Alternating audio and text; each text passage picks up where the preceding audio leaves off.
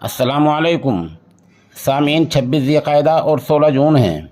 ख़बर का उन्वान है, सरकार की तरफ से दारुल उलूम देवबंद को नोटिस जारी और हज़रत मोहतमिम साहब मुफ्ती अबुल क़ासिम नौमानी दामत बरकातुहुम का जवाब।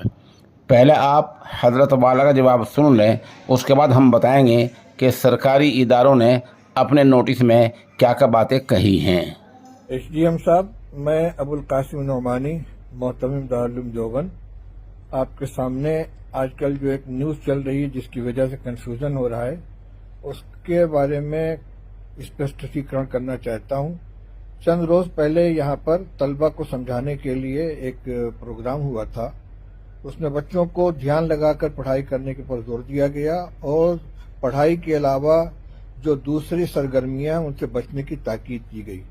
उसी सिलसिले में ये भी कहा गया कि दारुल उलूम का जो कोर्स है उसमें पूरा वक्त दें, तैयारी करें और ध्यान लगाकर पढ़ें।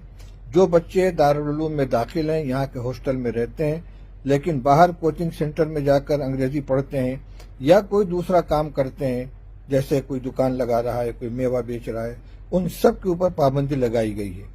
उसी खबर को इस अंदाज से पेश किया गया जिससे मालूम होता है कि दारुल उलूम में अंग्रेजी पढ़ाने पर पाबंदी, हालांकि ऐसा नहीं है। खुद दारुल उलूम में अंग्रेजी पढ़ाने का एक विभाग है, 3 असातिज़ा उसमें काम कर रहे हैं, 20-20 तलबा दोनों साल में पढ़ रहे हैं और यहाँ से पढ़ने वाले बच्चे बहुत अच्छी अंग्रेजी सीख कर जाते हैं। कंप्यूटर सिखाने का यहाँ सिस्टम है। प्राइमरी दर्जात में अंग्रेजी, हिंदी, जोग्राफिया, साइंस, सोशल साइंस और ये तमाम के तमाम जो असरी उलूम में सिखाए जाते हैं।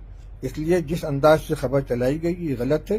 दारुल उलूम न अंग्रेजी जुबान का मुखालिफ है, न हिंदी जुबान का मुखालिफ है, न किसी और चीज़ का।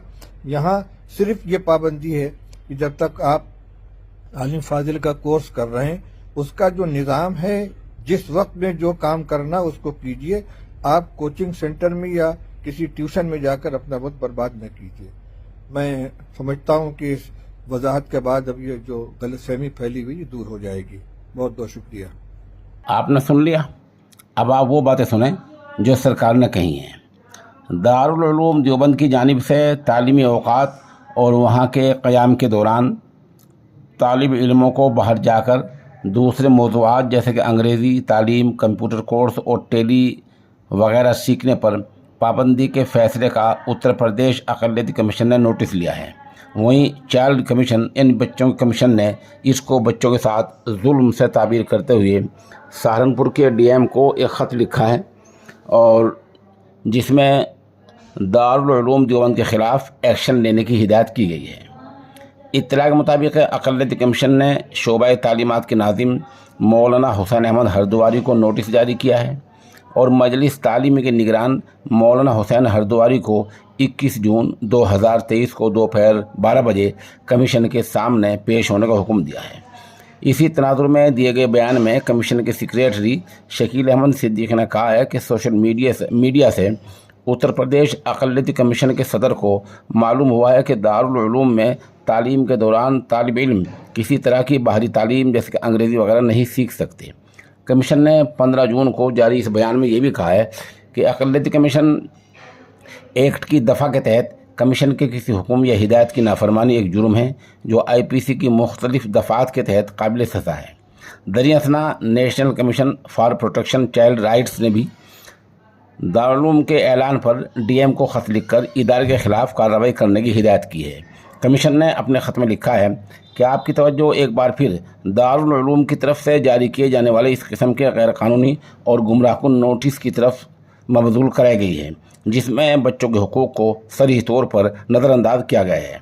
हालिया नोटिस में तलबा को संगीन नतीजे की धमकी भी दी गई है।